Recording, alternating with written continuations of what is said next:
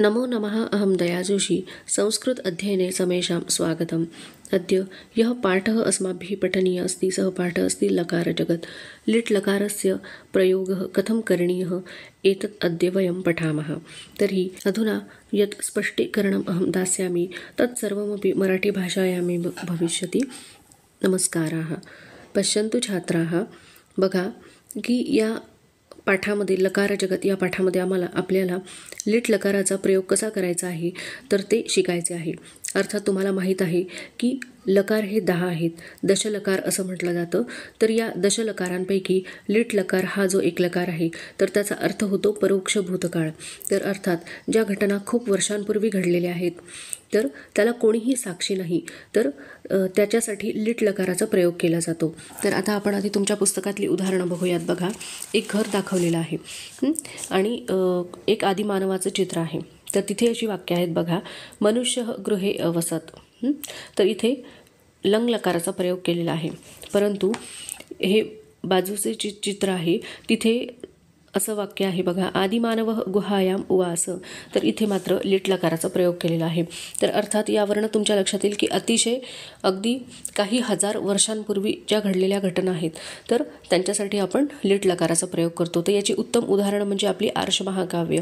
रामायणामध्ये तुम्हाला जास्तीत जास्त लिट लकाराचा प्रयोग केलेला दिसेल, कारण रामायण जे घडलं गेलं आहे तर ते खूप वर्षांपूर्वी, खूप हजार वर्षांपूर्वी, तर त्याचा आता साक्षी रूपाने कोणी नाही आहे आणि म्हणून तिथे तुम्हाला जास्तीत जास्त लिट लकाराची रूपं पाहायला मिळतील किंवा क्रियापदं पाहायला मिळतील।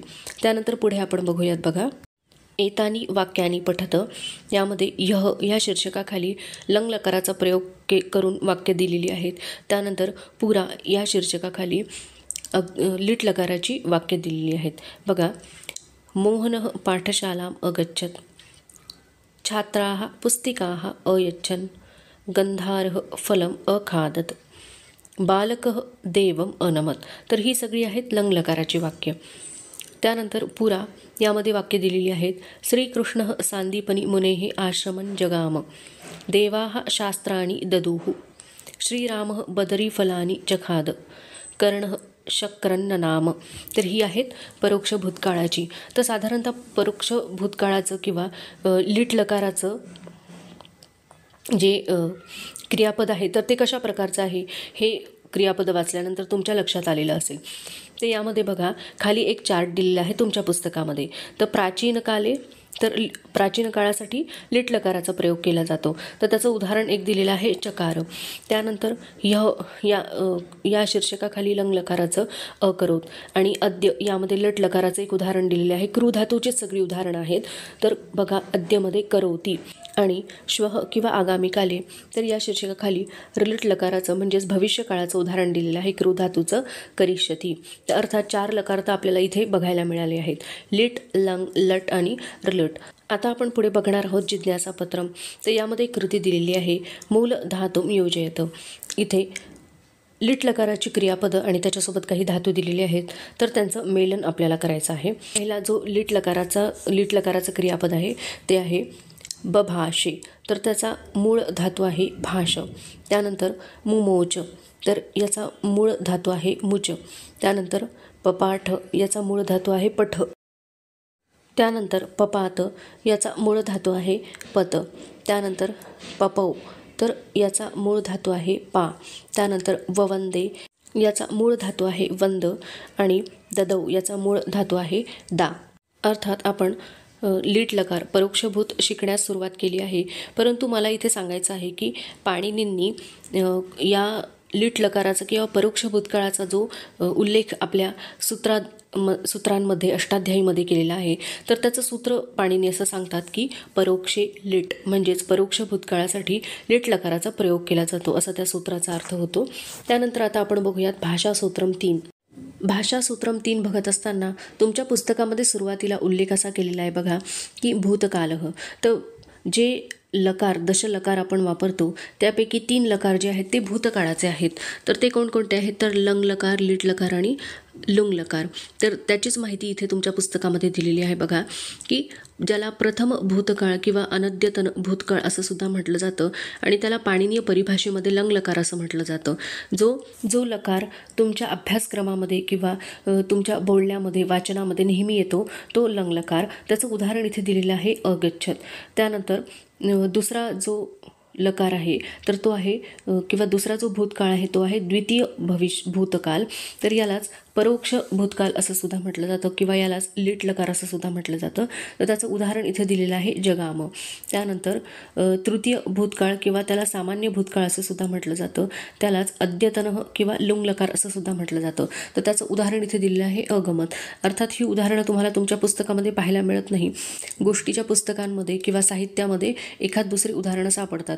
जास्तीत जास्त लंग लकाराचाच प्रयोग सगळीकडे केला जातो आणि आर्ष काव्यांमध्ये किंवा फार पूर्वी घडून गेलेल्या ज्या घटना आहेत त्याच्याशी संबंधित जर काही साहित्य असेल तर त्यामध्ये आपल्याला लीट लकाराचा प्रयोग पाहायला मिळतो. तर आता इथे परोक्ष भूतकाल म्हणजे काय, तर त्याचं संस्कृत भाषेमध्ये स्पष्टीकरण दिलेलं आहे बघा. अतिप्राचीनत्वम सूचयती. तर अतिशय प्राचीन काळ यामध्ये सूचित केला जातो. आणि परोक्ष याचाही अर्थ इथे सांगितले आहे की परोक्ष नाम अक्षणोः परम. तर जी घटना आपल्या डोळ्याच्या समोर घडलेली नाही त्यासाठी परोक्ष शब्दाचा उपयोग केला जातो. त्यानंतर बघा इथे परोक्ष भूतकाळाचे 2 प्रकार आहेत. तर परोक्ष भूतकालस्य प्रकारद्वयम याचं वर्णन केलेलं आहे. तर प्रथमः प्रकारः कः अभ्यस्तः अपरः आमन्तः. प्रकारद्वयम तत्र स्तः. तर अभ्यस्त आणि आमंत असे 2 प्रकार त्याचे आहेत. तर अभ्यस्त हे कशाला म्हणायचं आणि आमंत कशाला म्हणायचं ते आपण बघू. तर अभ्यस्त याचा अर्थ असा होतो अभ्यास, म्हणजे ज्याची पुनरावृत्ती होते तर त्याला अभ्यस्त असे म्हणतात. जसं की द्वित्व होऊन बनणाऱ्या परोक्ष भूतकाळाला अभ्यस्त किंवा द्वित्व परोक्ष भूतकाळ असं म्हटलं जातं. तर बघा इथे उदाहरणं तुम्हाला दिसतील चचार किंवा ननाम किंवा ददुहू ददतुहू. तर यामध्ये काय झालेलं आहे, धातूचं द्वित्व झालेलं आहे म्हणून त्याला अभ्यस्त असं म्हटलेलं आहे. तर आमंत म्हणजे काय, की ज्या वेळेला आपण परोक्ष भूतकाळाची काही रूपं तयार करतो, जसं की 10व्या गणातील धातू आहेत, त्यानंतर प्रयोजक धातू आहेत, 2 किंवा अधिक स्वर असलेले धातू आहेत, किंवा 1 ते 9 गणातील ई, उ, रू, ए आणि ओ यांनी सुरू होणारे धातू यांचा परोक्ष भूतकाळ करताना प्रथम त्यांना आम प्रत्यय जोडून त्याच्यापुढे कृ, भू अस यापैकी एका धातूची परोक्ष भूतकाळाची रूपे जोडतात. जसं की उदाहरण म्हणून आपण बघूयात, कथ हा धातू आहे तो आहे 10वा गण उभयपदातील. तर त्यावेळेला आपल्याला त्यापासनं परोक्ष भूतकाळाचं रूप तयार करायचं असेल तर ते अशा प्रकारे केलं जाईल बघा. कथयांचकार म्हणजे कथ हा धातू आहे तो प्रयोजक आहे म्हणून त्याला किंवा तो 10व्या गणातील आहे म्हणून त्याला त्याचा 10व्या गणाचा जो 10व्या गणाचं जे विकरण आहे ते जोडलं आहे आणि त्यानंतर त्याला आम हा प्रत्यय जोडून कृ हे धातूचं रूप परोक्ष भूतकाळाचं रूप त्याच्यासमोर जोडलेलं आहे आणि म्हणून कथयांचकार असं त्याचं रूप तयार झालं. किंवा कथयामास म्हणजे कथ हा धातू 10व्या गणातला आहे म्हणून त्याचं विकरण, त्यानंतर तिथे आम प्रत्यय जोडलेला आहे आणि असं धातूचं तिथे परोक्ष भूतकाळाचं रूप लावून कथयामास अशा प्रकारे हे रूप तयार झालेलं आहे. तर तुमच्या लक्षात आलं असेल की आता अभ्यस्त म्हणजे काय आणि आमंत म्हणजे काय. तर अभ्यस्त परोक्ष भूतकाळाची रूपं जी तयार केली जातात तर त्यामध्ये असं सांगितलेलं आहे बघा. प्रथमतः नवम गणपर्यंतम धातवाः केचन अपवादाः. तर पहिल्या गणातले जे धातू आहेत तर पहिल्या गणापासून तर 9 गणापर्यंतचे धातू आहेत तर त्या सगळ्या धातूंची जी आहेत तर ती अभ्यस्त परोक्ष भूतकाळाची रूपं तयार केली जातात. तर त्यामध्ये काही अपवाद पण तुम्हाला सापडतील. आणि आमंतचं आपण बघितलं की यामध्ये 10व्या गणातले धातू, त्यानंतर निजंत हा म्हणजे प्रयोजक धातू, आणि यापूर्वी मी स्पष्टीकरण तुम्हाला दिलेलंच आहे की 1 ते 9 गणातील ई, उ, रू, ए आणि ओ यांनी सुरू होणारे जे धातू आहे तर यांचा परोक्ष भूतकाळ केला जातो, म्हणजे आमंत परोक्ष भूतकाळ केला जातो. त्याला आम प्रत्यय जोडून त्यानंतर भू, कृ, अस या धातूंची रूपं त्याला जोडून परोक्ष भूतकाळाची आमंत परोक्ष भूतकाळाची रूपं तयार केली जातात. आता यापुढे बघा तुमच्या पुस्तकामध्ये लीट लकार जो आहे तर त्याचे परस्मय पदाचे आणि आत्मनेपदाचे पदाचे प्रत्यय दिलेले आहेत. तर अर्थात इथे फक्त प्रथम पुरुषाचेच प्रत्यय तुम्हाला पाहायला मिळतील. तर याचं कारण का, कारण मी तुम्हाला सांगितलं आहे यापूर्वी की ज्या घटना खूप हजार वर्षांपूर्वी घडलेल्या असतात की ज्याला कोणी साक्षी रूपाने नसतं तर त्यांचाच उल्लेख फक्त लीट लकारामध्ये केला जातो आणि म्हणूनच इथे फक्त प्रथम पुरुषाचा उल्लेख केला जाईल. कारण तिथे उत्तम पुरुष आणि मध्यम पुरुषाचा का केला जाणार नाही किंवा मी म्हटलं असं मी सांगणार नाही कारण तिथे साक्षी नाही आहे कोणी किंवा दुसऱ्या कोणी उल्लेख केलेला असंही नाही. फक्त त्यांनी केलं या अर्थाने क्रियापद वापरलं जाणार आहे आणि म्हणून तिथे फक्त प्रथम पुरुषाचाच उल्लेख म्हणजे प्रथम पुरुषाचेच प्रत्यय तुम्हाला इथे पाहायला मिळत आहेत. तर ते बघा परस्मै पदाचे अतुस उस प्रथम पुरुष आणि आत्मनेपदाचे आहेत ए आते इरे प्रथम पुरुष. अर्थात हे जे प्रत्यय आहेत तर अतिशय सोपे आहेत. एक 4-5 वेळेला म्हटल्यानंतर ते तुमचे पाठ होतील आणि ते तुम्ही पाठ करायचे आहेत. आणि हे वेगवेगळे जे धातू आहेत तर ते त्यांची रूपं पण इथे दिलेली आहेत, पण तुम्ही तीसुद्धा या धातू प्रत्ययानुसार लिहून बघायची आहेत. त्यानंतर बघा पुढे तुमच्या पुस्तकामध्ये दिलेले आहे की अभ्यस्त लिट लकार परोक्ष भूतकाळ जो आहे तर त्याचं स्पष्टीकरण इथे दिलेलं आहे. अभ्यासः नाम पुनरावृत्ती. तर अभ्यास म्हणजे काय, पुन्हा पुन्हा जी गोष्ट केली जाते तर त्याला अभ्यास असं म्हटलं जातं. अर्थात पुस्तक आणि वही घेऊन बसणं या फक्त संकुचित अर्थाने अभ्यास या शब्दाचा प्रयोग केला जात नाही. तर अभ्यास म्हणजे काय, तर हा संस्कृतातला मूळ शब्द आहे, म्हणजे ज्याची पुनरावृत्ती होते किंवा नेहमी जी क्रिया केली जाते त्याला अभ्यास असं म्हटलं जातं. त्यानंतर अतः प्रथम वर्णस्य पुनरावृत्ती यस्मिन् भवति सह अभ्यस्तः परोक्ष भूतकालः. आणि आता याला अभ्यस्त का म्हणायचं आहे तर त्याचं कारण इथे सांगितलं आहे की प्रथम वर्ण जो आहे तर त्याची पुनरावृत्ती येथे होते आणि म्हणून याला अभ्यस्त परोक्ष भूतकाल असं म्हटलं जातं. जसं की दा या धातूमध्ये द हाच एक प्रथम वर्ण आहे आणि म्हणून त्याची पुनरावृत्ती इथं होऊन बघा रूपाशी तयार झालेली आहेत. ददौ ददतुहु ददुहु. कारण आपण तिथे काय केलेले आहेत, लिट्लकाराचे धातू प्रत्यय तिथे जोडलेले आहेत आणि म्हणून त्याची रूपं अशी धातू प्रत्यय जोडून तयार झालेली आहेत. ददौ ददतुहु ददुहु. त्यानंतर पा धातू आहे त्याची रूपं अशी तयार झालेली आहेत बघा. पपौ पपतुहु पपुहु. त्यानंतर ज्ञा हा धातू आहे त्याची रूपं अशी तयार झालेली आहेत बघा. जज्ञौ जज्ञतुहु जज्ञुहु. त्यानंतर दृश धातू आहे त्याची रूपं अशी तयार झालेली आहेत. ददर्श ददृशतुहु ददृशुहु. त्यानंतर या हा धातू आहे त्याची रूपं आहेत ययौ ययतुहु ययुहु. त्यानंतर आपण पुढे बघणार आहोत जो तुमच्या पुस्तकामध्ये दिलेला तक्ता आहे त्यामध्ये जे धातू दिलेले आहेत आणि त्या धातूंची लिट लकाराची रूपं दिलेली आहेत. या तक्त्यामध्ये परस्मै पदाचे जे धातू आहेत तर त्याची लिट लकाराची रूपं तुम्हाला पाहायला मिळतील बघा. गम धातू आहे पहिला गण परस्मै पदाचा. जगाम जगमतुहु जगमुहु. त्यानंतर चर धातू आहे पहिला गण परस्मै पद. चचार चेरतुहु चेरुहु. त्यानंतर तृ धातू आहे पहिला गण परस्मै पद. ततार तेरतुहु तेरुहु. त्यानंतर नम धातू आहे पहिला गण परस्मै पद. ननाम नेमतुहु नेमुहु. त्यानंतर पत धातू आहे पहिला गण परस्मै पद. पपात पेततुहु पेतुहु. त्यानंतर नि धातू आहे पहिला गण परस्मै पद. निनाय निन्यतुहु निन्युहु. बुध धातू पहिला गण परस्मै पद. बुबोध बुबोधतुहु बुबुधुहु. दा धातू तिसरा गण परस्मै पद. ददौ ददतुहु ददुहु. मुच सहावा गण परस्मै पद. मुमूच मुमूचतुहु मुमुचुहु. भुज सातवा गण परस्मै पद. बुभोज बुभुजतुहु बुभुजुहु. कृ आठवा गण परस्मै पद. चकार चक्रतुहु चक्रुहु. ज्ञा नववा गण परस्मै पद. जज्ञौ जज्ञतुहु जज्ञुहु. त्यानंतर वच धातू दुसरा गण परस्मै पद. उवाच उचतुहु उचुहु. हन दुसरा गण परस्मै पद. जघान जघनतुहु जघ्नुहु. लिख सहावा गण परस्मै पद. लिलेख लिलिखतुहु लिलिखुहु. नृत चौथा गण परस्मै पद. ननर्त न नृततुहु न नृतुहु. त्यानंतर शक पाचवा गण परस्मै पद. शशाक शेकतुहु शेकुहु. श्रु पाचवा गण परस्मै पद. शुश्राव शुश्रुतुवतुहु शुश्रुवुहु. बंध नववा गण परस्मै पद. बबंध बबंधतुहु बबंधुहु. त्यानंतर कृश पहिला गण परस्मै पद. चुक्रोश चुक्रुषतुहु चुक्रुषुहु. त्यानंतर भू पहिला गण परस्मै पद. बभूव बभुवतुहु बभुवुहु.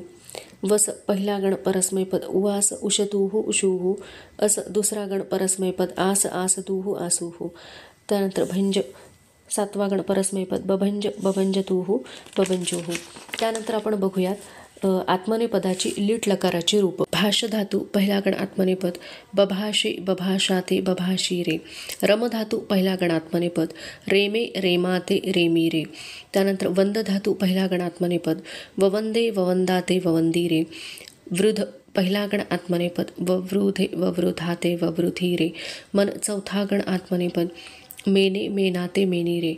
नि पहिला गण आत्मनेपद. निन्ये निन्याते निन्नीरे. बुध पहिला गण आत्मनेपद. बुबुधे बुबुधाते बुबुधीरे. दा तिसरा गण आत्मनेपद. ददे ददाते ददीरे. मुच सहावा गण आत्मनेपद. मुमुचे मुमुचाते मुमुचीरे. भुज 7वा गण आत्मनेपद, बुभुजे बुभुजाते बुभुजेरे, क्रू 8वा गण आत्मनेपद, चक्रे चक्राते चक्रीरे, ज्ञा 9वा गण आत्मनेपद, जज्ञे जज्ञाते जज्ञीरे. त्यानंतर बघा तुमच्या पुस्तकामध्ये आमंत जो आहे परोक्ष भूतकाळ, तर त्याची रूपं कशी तयार करायची याची चर्चा आपण आता यापूर्वी केली आहे, परंतु पुन्हा एकदा पुस्तकात हे सांगितलेलं आहे म्हणून बघूयात. बघा, मूल धातू विकरणम आम, तर मूळ धातू जो आहे त्याला विकरण लावून आणि त्याला आम प्रत्यय लावून आमंत अंग तयार केलं जातं. जसं की पुज धातूचं उदाहरण दिलेलं आहे. पुज हा जो धातू आहे त्याला अय, तो 10व्या गणातला असल्यामुळे त्याला अय हे विकरण लावलं गेलं आणि त्यानंतर आम हा प्रत्यय, तर पूजयाम असं अंग तयार झालं.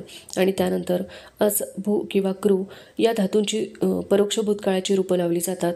तर ती जर आपण लावली तर कशा प्रकारे रूप तयार होतील बघा.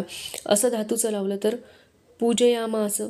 त्यानंतर भू धातूचं जर आपण त्याला परोक्ष भूतकाळाचं रूप लावलं तर पूजयाम बभूव.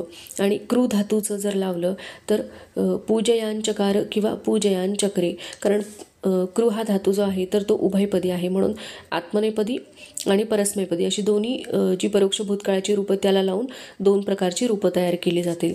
तर अशा प्रकारे साधारणतः आमंत परोक्ष भूतकाळ जो आहे तर त्याची रूपं तयार केली जातात. तर आता पुढे तुमच्या पुस्तकामध्ये एक जो तक्ता आहे त्यामध्ये ही रूपं तयार करून दाखवलेली आहेत. बघा, कथा आहे 10वा गण उभयपद, तर त्याची रूपं कशी तयार होतील. कथयामास कथयामासतुः कथयामासुः. त्यानंतर कथयांबभूव कथयांबभूवतुः कथयांबभूवुः. त्यानंतर कथयांचकार कथयांचक्रतुः कथयांचक्रुः. त्यानंतर बघा, कथयांचक्रे कथयांचक्राते कथयांचक्रीरे. तर ही सगळी प्रथम पुरुषामध्येच असणार आहेत. त्यानंतर बघा, पूज धातू पूजयामास पूजयामासतुः पूजयामासुः. त्यानंतर पूजयांबभूव पूजयांबभूवतुः पूजयांबभूवुः. त्यानंतर पूजयांचकार पूजयांचक्रतुः पूजयांचक्रुः. त्यानंतर बघा, पूजयाचक्रे पूजयांचक्राते पूजयांचक्रीरे.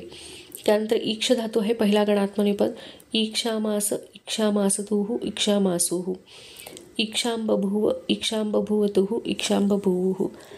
त्यानंतर ईशानचक्रे ईशानचक्राते ईशानचक्रीरे. त्यानंतर बघा, गम हा धातू आहे तर त्याचं ऋजंताचं रूप इथं वापरलेलं आहे, म्हणजेच इथे त्यामध्ये गमसोबत अय हे विकरण त्याला लावलं जाणार आहे. तर बघा, त्याची रूपं अशी तयार होतील. गमयामास गमयामासतुः गमयामासोः. गमयांबभूव गमयांबभूवतुः गमयांबभूवुः. गमयांचकार गमयांचक्रतुः गमयांचक्रुः. त्यानंतर गमयांचक्रे गमयांचक्राते आणि गमयांचक्रीरे. अशा प्रकारे.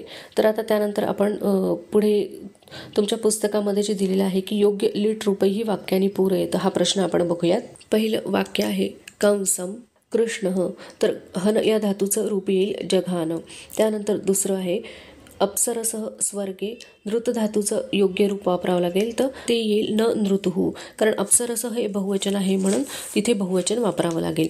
त्यानंतर बघा, अर्जुन बाणं मुमुचे. पुढील वाक्य आहे पुरा ऋषयाः हिमालये, वस धातूचं योग्य रूप होईल ऊषुः. त्यानंतर वाल्मिकीः रामायणम, रुच धातूचं योग्य रूप वापरावं लागेल रचयामास. त्यानंतर वाक्य बघा, व्यासः महाभारतम कथ, याचं योग्य रूप वापरावं लागेल कथयामास. गणेशः लिलेख. त्यानंतर गंधर्वाः दुर्योधनम, बंध धातूचं योग्य रूप वापरावं लागेल बबंधुः. त्यानंतर लवकुशौ श्रीरामम ववंदाते, कारण येथे द्विवचन आहे म्हणून तिथे ववंदाते असं येईल. तर आपला हा जो भाषाभ्यास आहे तो संपलेला आहे आणि आपला पाठही येथे संपलेला आहे. माझा जर व्हिडिओ तुम्हाला आवडला असेल तर लाईक करा, शेअर करा आणि माझ्या यूट्यूब चॅनलला सबस्क्राईब करा. धन्यवाद.